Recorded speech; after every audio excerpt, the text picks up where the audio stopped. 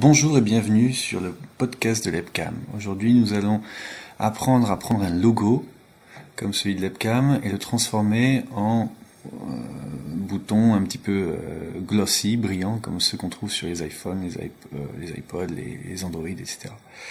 Donc on va faire ça au moyen de masques et donner ce côté un peu brillant. Donc je vais prendre mon logo que j'ai déjà créé avant, je vais le copier et puis je vais créer un nouveau document. Donc peu importe la taille. Dans ce nouveau document, je vais créer donc une forme de rectangle arrondi. Alors pour faire un rectangle arrondi, j'ai plusieurs possibilités qui s'offrent à moi. La première, donc, c'est de le dessiner. Je maintiens majuscule appuyé pour faire quelque chose de carré, non pas rectangle. La deuxième possibilité, qui me donne aussi un peu plus de contrôle, c'est de définir la largeur, la hauteur et surtout le rayon, ce qui est le rayon de l'angle en fait. Tout simplement arrondi. Donc une fois qu'il est créé, donc j'ai juste cliqué sur la zone de dessin après avoir sélectionné l'outil rectangle arrondi. Donc voilà. Donc ce rectangle, je vais lui donner donc un contour transparent, tout simplement. Et puis je vais définir un fond selon la couleur que j'ai déterminée auparavant. Donc je vais maintenant coller le logo que j'avais copié auparavant dans l'autre document Illustrator. Et pareil, je vais l'étirer. Alors bien sûr, si je maintiens pas majuscule enfoncée, ça va me donner une forme difforme. Donc je maintiens majuscule enfoncée et voilà. Je le déplace, je vais essayer de bien l'aligner au centre. Je pense qu'il est centré, on va voir. Alors pour bien centrer deux éléments, on a ce qu'on appelle les outils alignement qui se trouvent ici. Ou là-haut aussi d'ailleurs, et qui permet donc d'aligner verticalement et horizontalement. Voilà, bon apparemment j'étais bien aligné. Donc voilà mon document. Maintenant, ce qu'on va faire, c'est qu'on va créer, on va créer l'effet glossy. Donc je vais copier la forme arrondie et puis je vais la coller. Je vais la déplacer pour pouvoir travailler dessus indépendamment. Et je vais créer donc une forme ellipse au-dessus. Donc peu importe la couleur pour l'instant, je vais juste créer un path, un chemin en fait, un vecteur ellipse au-dessus. Donc je vais tirer, voilà, pour faire en sorte qu'il soit assez bien centré. Et donc maintenant, pour les centrer, je vais réutiliser l'outil alignement. Donc je les sélectionne tous les deux. Et soit là, soit là-haut, je les aligne, voilà, et pas besoin de les aligner horizontalement. Donc maintenant, je vais pouvoir sélectionner et utiliser le Pathfinder pour voilà, il faut que je sélectionne les deux, et le Pathfinder va me permettre de faire une coupe, voilà. Donc il faut jouer avec l'outil Pathfinder, moi j'oublie tout le temps. Et donc là on a une belle coupe, vous voyez, que je vais pouvoir aller plaquer au-dessus de mon icône. Bon, maintenant il faut que je lui donne une couleur. Donc pour ça je vais utiliser l'outil dégradé. Alors l'outil dégradé, je vais prendre un dégradé linéaire, donc il met par défaut quelque chose qui va de gauche à droite, donc ça ne me plaît pas. Je vais prendre l'outil dégradé et je vais pouvoir tracer avec ma souris, tout en maintenant majuscule enfoncée pour que ce soit bien vertical, la forme et la longueur du dégradé que je veux. Je vais reprendre à droite mon outil modification du dégradé, et puis je vais déterminer donc les couleurs. Je vais partir du blanc, et que je vais donner, auquel je vais donner une transparence d'environ 75 peut-être, 75. Et puis je vais donner donc l'autre couleur de fin de dégradé. Je vais lui donner une opacité de 0 tout simplement. Voilà. Donc voilà, on a un beau dégradé. Alors c'est blanc sur blanc, ça se voit pas, mais maintenant on va tirer la forme au-dessus. Voilà, et on voit tout de suite. Donc on a un dégradé qui va de 75 à 0. Donc maintenant je vais essayer de les aligner plus ou moins les uns avec les autres. Donc alignement en haut. Voilà, je vais aligner les hauts, et puis je vais aligner les centres aussi. Pas oublier de faire ça, pour que ce soit bien centré. Tac, voilà. Ok, donc voilà, là j'ai quelque chose de sympathique. C'est peut-être un peu fort, même si bon, c'est peut-être un peu fort. Donc ce que je vais faire, c'est que je vais régler la transparence. Alors pour ça, est-ce que c'est non, ça, dans les calques, c'est dans donc là, oui, je peux l'enlever, le remettre. Non, je voulais regarder la transparence. Ah oui, ça c'est dans Photoshop, les calques.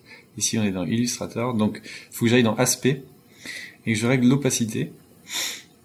Et donc je vais donner une opacité, on va regarder un petit peu ce que ça donne, 35, ça ne modifie rien. Ah, oui, ça m'arrive tout le temps.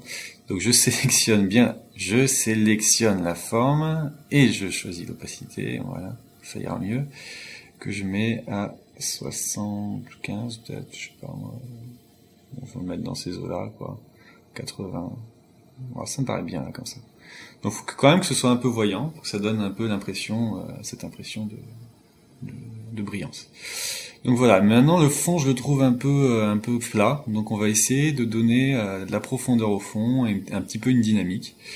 Et pour ça, je vais sélectionner mon rectangle arrondi du fond et je vais créer des formes à l'intérieur. Donc pour ça, je vais utiliser dessin intérieur. Donc c'est un petit icône qu'on voit pas beaucoup, mais qui est très utile, qui est une autre manière de faire un petit peu sur le même principe de l'arrondi que j'ai fait pour le côté brillant. Donc je vais créer un rectangle que je vais tracer et qui va aller se dessiner à l'intérieur de mon rectangle arrondi. Alors je vais le faire sur le côté pour commencer, voilà, donc je vais faire largeur 45, voilà, et je vais lui faire un dégradé, vous allez voir, alors un dégradé linéaire, mais pas blanc et blanc, donc il faut que je modifie mes couleurs, je vais prendre ce marron là, pour commencer. Voilà, donc faut bien remettre l'opacité à 100% parce que Illustrator a gardé la mémoire de ce que j'avais fait la dernière fois. Et ici, je vais mettre celui-là. Ouais, bon, je vais mettre celui-là. Et donc opacité bien sûr à 100%. Voilà. Donc j'ai un petit dégradé sympa. Alors forcément on ne voit rien à gauche. Il faut que j'aille mettre mon dégradé en vertical. Ah mince, je sais pas ce qu'il me fait, j'ai pas dû cliquer bien, donc je fais annuler. Je mets bien mon dégradé, voilà, donc je vais cliquer d'ici, voilà, en maintenant majuscule enfoncé, comme ça il est bien droit. Donc là on ne voit pas, mais si je le déplace et que je le mets devant mon masque, forcément, voilà, hop, il apparaît. Donc on voit bien mon dégradé qui apparaît, je vais le déplacer, peut-être pour qu'il apparaisse, voilà. Donc vous voyez bien, si je le fais sortir on ne le voit plus, si je le mets, on ne le voit qu'à partir du masque. Hein. Oups, je me suis trompé, voilà. Donc je vais essayer de rechoper, voilà. Donc en fait ce qui se passe c'est que j'ai créé donc une forme qui est à l'intérieur d'une forme. Donc si je veux réussir à le modifier, c'est un peu compliqué, il faut que je double-clique sur mon masque, voilà, et hop, je peux rentrer maintenant dans ma forme, j'ai créé un groupe en fait, pas une forme, un groupe. Donc voilà, je vais prendre ce rectangle, qui va me servir de base, et puis je vais le copier et le coller. Je vais faire ça plusieurs fois, alors, copier-coller, voilà, tac, on va mettre en milieu, alors je vais mettre arbitrairement, voilà, donc là, et je vais les répartir un peu plus uniformément après, voilà, je mets le dernier ici. Voilà, j'ai tous mes rectangles, je vais les aligner en bas, voilà, donc alignement en bas, voilà, hop, ils sont tous au même endroit, et je vais les répartir les centres, distribuer les centres, voilà, vous voyez, ils sont tous à la même distance les uns des autres.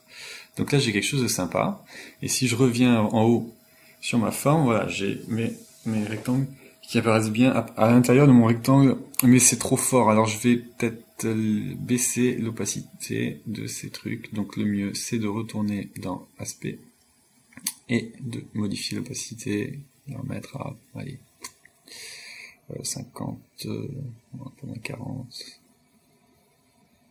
bon, 40 c'est bien, Voilà, j'aime bien tomber sur les chiffres ronds. Voilà, donc on a quelque chose de sympathique. J'aimerais que ce soit un peu plus dynamique. Alors c'est sympa en vertical, mais on va peut-être essayer de mettre, on va peut-être essayer de le mettre en légèrement oblique.